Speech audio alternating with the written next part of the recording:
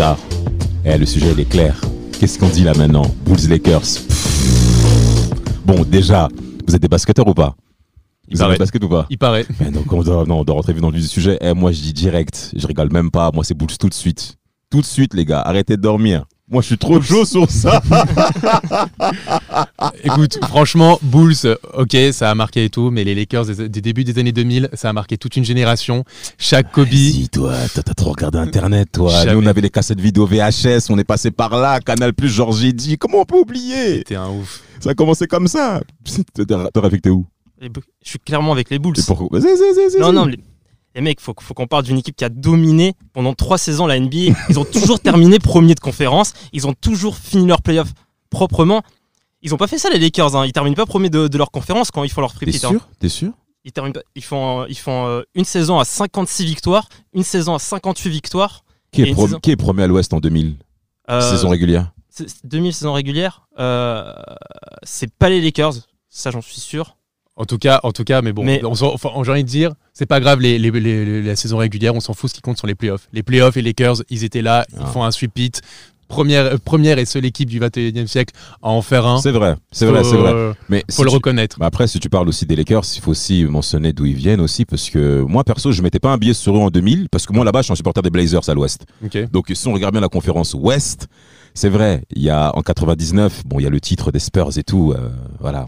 Parce qu'après, lockout, tout ça et tout. Mais 2000, les Lakers, c'est compliqué parce que ils prennent pas mal de défaites et tout avant la saison 2000 et tout. Mais après, c'est vrai que t'as l'arrivée de Shaq, qui est un des meilleurs pivots de l'histoire. En 96, ouais. Mais après la saison 2000, c'est clair que là, par contre, il y a pas de contestation. Je sais pas pour vous, mais par contre, moi, les Blazers, on est passé quand même à côté. Mais bon, j'ai un petit crève-cœur parce que, franchement, si on fait les récaps, moi, j'ai pris le truc en 2000 au niveau des playoffs. Premier tour, ils affrontent les Kings de Sacramento. Bon, ça, on en parlera parce que c'est des grosses têtes. Mais ils ont perdu 4-1. Après, au deuxième tour, ils affrontent les Suns. 3-2 pardon contre les Kings. Après ils battent les Suns en demi-finale de conférence 4-1. Et après il y a la finale de conf face aux Blazers à l'Ouest. Et les Blazers mènent 3-2. Troisième carton, on a 15 points d'avance. Et après le dernier carton des Lakers, match 7. Match 7, je sais pas, moi je suis pas supporter des Lakers, donc c'est des mecs comme vous. Non mais c'est mythique. On le voit tous, cette scène évidemment du alley-oop avec Kobe pour Shaq. C'est une scène mythique de l'histoire de la NBA. Rien que pour ça déjà. Ouais. De toute façon, là, clairement, on parle de deux époques. Il faut préciser 96-98 et 2000-2002, deux des plus grandes équipes de l'histoire. Ça c'est clair. D'accord. Ah, mais ça, y a pas de souci. Mais ça s'est joué d'à rien.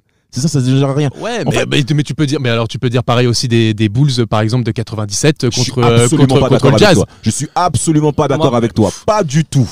Si je continue avec les Lakers, c'est qu'en 2000 par contre, ok. Ils battent les Blazers sur le fil et après en finale ils éliminent mes pauvres Pacers aussi à l'Est aussi, tu vois. Mais après t'as la saison 2001 ils arrachent tout et la saison 2002 pareil. C'est vrai qu'ils arrachent tout, ok, je suis d'accord, mais il y a pas la même sensation de domination que les Bulls. Vraiment les Bulls, c'est vraiment toute la saison régulière, il la gère du début à la fin, alors qu'il y a vraiment beaucoup de soucis. Il recrute Rodman, et c'est un Rodman qui jouait plus du tout à San Antonio, donc il fallait gérer le cas Rodman. Il y avait aussi sur le dernier titre du Free Pit, il y a une équipe qui est décimée par les blessures, Pippen qui rate une bonne partie de la saison, Michael Jordan qui est en fin de carrière, et en fait c'est la fin d'une ère, c'est clairement la fin d'une ère, et moi je trouve que ce que font les Bulls sur ce Free Pit là, c'est beaucoup plus fort, mais vraiment beaucoup plus fort que font les Lakers de 2000 à 2002. Oui, mais en même temps les Lakers on les a vus avec une forme de domination, de rouleau compresseur, où on avait l'impression que... En quelle année Quand si. Mais non. Pour moi, par exemple, pour moi en 2002, par exemple, en 2002, que les Lakers soient clairs dans tes arguments. En 2002, par exemple, je trouve qu'en 2002, effectivement, quand on voit la finale, bon, certes, avec des Nets qui étaient un peu décimés, mais face aux Nets, où ils écrasent complètement la concurrence. Ce que je veux dire, c'est que les Nets... Ils écrasent, mais c'est... Il y a 4-0. Non, mais quand je dis non, les Nets, c'est pas le pour moi, c'est pas. Quand tu vois la c'est pas remontée, quand on en le Bulls parlait tout à l'heure tape face. Utah Jazz, pour moi, Ouais, c'est mais pas pareil. Quand tu vois par exemple face aux Sacramento Kings, on peut dire ce Ouais, qu'on veut, ouais. mais on peut dire ce qu'on veut, on peut parler de l'arbitrage, mais enfin quoi qu'on en dise, mentalement ils sont solides. C'est Ils vont remporter match 7 au mental. Le shoot de Robert Horry, c'est exceptionnel. Ce que je veux dire, c'est que cette équipe, Match elle avait 4. tout. D'accord, Elle, mais match 4. Exceptionnel, Voilà. exceptionnel Et ce cette match équipe 4. avait tout. C'est-à-dire qu'elle avait. Vraiment pour l'avance pour les Kings au premier quart-temps. Voilà. Excuse-moi de te couper. Non, hein. mais t'as Match raison. 4. C'est pour prouver justement que cette équipe, elle avait tout. C'est-à-dire qu'elle avait le talent, elle avait le mental, elle avait quand même peut-être un des duos les plus iconiques de l'histoire. On est d'accord. Ouais. Parce que de toute façon, j'ai l'impression que dans cette franchise, il y a que des duos mythiques. Il y a quand même Karim Magic, Kobe, Shaq, Anthony Davis, LeBron James qui arrivent. On n'en parlera On pas. n'en parlera pas, mais voilà. Mais ce que je veux dire, c'est que tout ça pour dire, blague à part, c'est qu'on est face à une équipe qui a marqué toute une génération de basketteurs et de futurs basketteurs. Et un mec comme Kobe, un mec comme Shaq, ça a inspiré beaucoup de Mais monde. tu parles de Bah, Kobe. attends, mais Kobe a été inspiré par Michael Jordan. Déjà. Exact. Voilà. Et aussi, vas-y, je t'en prie, Et si, parce vas-y. que tu parlais de domination, mais on parle de les Bulls, c'est l'équipe qui a fait 72 victoires, 10 défaites. Et la saison d'après, ils font 69 victoires, 13 défaites, et ils lâchent les 2 derniers matchs. Ça veut dire qu'ils auraient pu faire 2 saisons de suite à plus de 70 victoires.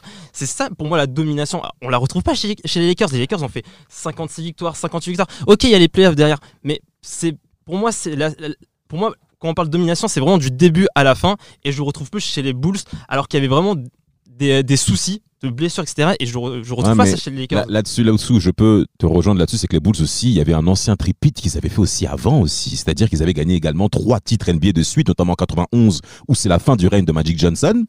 Et on voit une nouvelle ère avec Michael Jordan. Donc ils font le triplé parce qu'après, ils battent encore les Blazers, finale 92, avec Michael Jordan qui met plein de pannes à propos de suite en finale NBA. Et en 93, Charles Barkley, qui était son meilleur pote, qui est même MVP de l'année en 93, que les Bulls dominent malgré la bonne résistance des Suns. Donc, les Bulls, c'est vrai, ils avaient une certaine expérience. Tu sentais au cours de cette saison, des 3 dernières saisons, 96, 97, 98, les Bulls, ils étaient trop sereins quand ils jouaient au basket. Là où il faut reconnaître aussi, ce sont les adversaires des Bulls en finale. Franchement, quand tu tombes contre les Supersonics, c'est 2 fois Utah de Stockton Malone. Non, mais c'est dur. C'est quand même. dur, Non, mais c'est ce Utah. que je te dis justement. Oui. C'est que franchement, pour le coup, les adversaires ont été quand même un peu plus relevés pour les Bulls que pour les Lakers. Ça, il faut le reconnaître. Oui, clairement. En plus, les Supersonics, vraiment, on s'attendait peut-être à un 4-0 ou un 4-1. Finalement, les Supersonics, ils sont allés chercher 2 matchs chez eux. Et vraiment, après qu'on retourne aux Bulls, c'est pas facile. Et d'ailleurs, on croit aux Supersonics qui vont prendre la NBA. Et d'ailleurs, même c'est la finale où Michael Jordan est le moins performant en plus en termes de pourcentage de shoot. Il faut également parler parce que Gary Payton, qui était meilleur défenseur de la NBA au cours de l'année 1995-96, a quand même donné du fil à Jordan et tout. Donc ça a été un peu complexe. Et sans oublier Sean Kemp. Oui, Sean Kemp. Donc c'est vrai que côté Bulls, il y avait quand même en face de sacrés adversaires, avec notamment Karl Malone après, avec son duo avec John Stockton, le pick and roll légendaire que personne n'oubliera. Parce que la région d'Utah, on sait, c'est pas trop réputé pour que ce soit très hype par rapport aux Lakers. Mais d'ailleurs, en parlant même des Lakers, Shaquille O'Neal, il arrive en 96. Ouais. Il a perdu 2 fois de suite en playoff face à Karl Malone. Il a plusieurs fois. Mais il a pris des 4-1, 4-0. Je suis désolé. Que je sache, c'est lui qui a éliminé les Bulls de Jordan en 95 avec le Magic. Quel type de Jordan? Mais oui, mais Jordan qui revient après quand même. Du baseball. Et alors, baseball. Ce que je veux dire, c'est que c'est quand même, il a fait partie de l'équipe. Il a été la seule équipe des années 90 à éliminer les Bulls de Jordan en playoff. Gloire à Dieu. Et après, Ah non, mais ce que je veux dire, c'est qu'on parlait 4-0 en finale NBA face à Hakim Olajuwon. C'est ce que dit même Shaquille O'Neal de cette époque-là. Pour terminer avec ça, Shaq a tout fait pour pouvoir déstabiliser mentalement et psychologiquement Hakim Olajuwon. Ok, la jeune le regardait, petit. Et il a tout pris. Hakim the Dream. Et le problème, c'est que Shaq, il a essayé lors de la période 2000-2002 à dominer les pivots qui n'étaient plus dominants comme ceux d'avant. Et il a eu gain de cause parce qu'il a affronté des Eddie Curry, des hommes à 5 femmes en même temps. Mais comment voulez-vous qu'il soit performant? Comment voulez-vous? Je suis désolé. Donc Shaq, certes, on parle de lui comme étant un méga leader et ce qu'il est, mais il n'a pas affronté des gros 5 qui étaient face à lui, qui pouvaient le contrer. Oui, mais quoi qu'il arrive, de toute façon, à cette époque-là, il était inarrêtable. Tu aurais pu mettre n'importe qui, c'était un tank. Un tank. Franchement, même que je vois par exemple, parce qu'il faut parler aussi du 5 qui est intéressant, le 5 des Lakers par exemple. Quand tu as du Robert Horry qui justement te sauve contre les Sacramento Kings, quand tu as même un Tyronn Lue qui est là, qui est quand même un homme de l'ombre. Derek Fisher, pareil, un soldat qui était là, super leader ce mec. Super leader, voilà. Kobe qui arrive et qui commence à monter en puissance. Shaq qui est inarrêtable. Je trouve que le 5 des Lakers était très complet. Alors que peut-être justement aux Bulls, t'avais quand même quelques manques dans la raquette. Ah non, absolument pas. Comment tu peux dire une chose pareille ? À part Dennis Rodman. Oui, t'as Rodman, mais en 5. Mais après, parce que c'est pas un 5 Dennis Rodman, c'est un 4. Déjà, il faut parler de la personne qui est en rapport avec ces deux équipes de légende, c'est Phil Jackson. Oui, et Phil Jackson, justement, a lié ces deux équipes de manière totalement différente parce que les Lakers n'arrêtaient pas de perdre. Et donc, Phil Jackson a ramené du leadership chez Shaquille O'Neal qu'il considère comme étant craintif. C'est vrai. Craintif. C'est vrai. Voilà. Et c'est vrai par rapport aux role-players des Lakers parce que c'est également des joueurs de devoir excellents. Ça, il faut le dire. Dans leur rôle, ils ont été excellents. Rick Fox, qu'il faut également parler. Robert Horry et Derek Fisher. Mais au-delà de ça, par rapport aux Bulls, t'as Dennis Rodman. Tiens, anecdote. Qu'est-ce qui se passe avec Dennis Rodman ? Il y a un match Bulls-Lakers, justement. Et Shaquille O'Neal a du mal à dominer Dennis Rodman. Et il a voulu se battre. Et c'est ça le problème avec Shaq que j'ai envie de critiquer de son côté. C'est que Shaq, quand il ne domine pas un match, il est déstabilisé et il veut rentrer dedans dans le mec. Mais et il a plusieurs fois perdu des bastons. Physiquement, le mec. Donc je suis désolé. Et Dennis Rodman lui a dit... Et pourtant, il y a une différence de taille. Hein. Oui, mais il y avait aussi une différence d'âge. Après, moi il y avait une différence d'âge parce que tu parlais d'un Dennis Rodman qui était hyper expérimenté, qui venait des Bad Boys de Pistons, qui venait de sortir de multiples titres avec les Bulls. Bon, tu vas chercher un jeune premier comme le Shaq. Ouais. Voilà, on le connaît, Rodman. Hein. Là, on parle de Shaq, mais là, j'ai envie de revenir sur les Lakers Bulls. Il y a déjà, je trouve, là, on était un peu en train de les comparer, mais quand même aussi, il y a beaucoup de points communs entre les équipes. Déjà, c'est Phil Jackson, le plus gros point commun. Il y a aussi l'attaque en triangle. Autre point commun, ces deux équipes ont marché avec l'attaque en triangle. Aussi au niveau de, tu parlais tout à l'heure des role-players des Lakers. Aussi, on a eu Steve Kerr, contre Dallas. Contre Dallas. Ce qu'il fait contre Dallas. Même contre le Jazz. Même contre le Jazz. Il met le shoot de fin. Le shoot, ouais. Oui, surtout, moi, je revenir sur l'attaque en triangle. C'est quelque chose qu'on ne voit plus aujourd'hui. Exact. Et oui, en fait, ces deux équipes-là, ils ont laissé quoi à la NBA d'aujourd'hui au final ? Bonne question. Tu commences, l'héritage de ces deux équipes. Disons le fait qu'il y ait là d'un côté il y avait un super trio, de l'autre un duo exceptionnel et donc beaucoup veulent s'en inspirer. On l'avait vu l'année dernière au Phoenix Suns. Bon, ça n'a pas marché, mais entre DeAndre Ayton et Devin Booker. Et Devin Booker, merci. La première chose qu'ils ont dit, c'est quoi ? C'est on veut être les nouveaux Kobe Shaq. Là, c'est une forme de source d'inspiration entre un arrière et un pivot. Donc, il y a, je pense que c'est cet héritage-là. En termes d'héritage, moi je pourrais parler de Steve Kerr qui fait le lien pratiquement entre ces deux équipes, déjà en termes de perception managériale et même de technique sur le terrain. Pourquoi ? Parce que chez les Warriors, il n'a pas établi l'attaque en triangle, mais il a établi un style de jeu de passe qui se rapproche justement de l'attaque en triangle. Pourquoi ? Parce que l'attaque en triangle fait en sorte à ce que chacun des joueurs soit concerné par l'attaque. Ouais. Dans beaucoup d'équipes NBA, c'était un leader offensif avec des role-players qui n'avaient pas forcément la même prédominance et la même présence sur le terrain pour être performant au niveau de l'équipe. Or que l'attaque en triangle permet à ce que tout le monde puisse être confirmé. Alors c'est vrai, au niveau du scoring, on va plus donner le ballon à Shaq et à Kobe, à Jordan et à Pippen du côté des Bulls. Mais en fonction de la mobilité de ce système, ça permet à chacun surtout de réfléchir. Phil Jackson a insisté beaucoup pour que le joueur se développe intellectuellement et émotionnellement.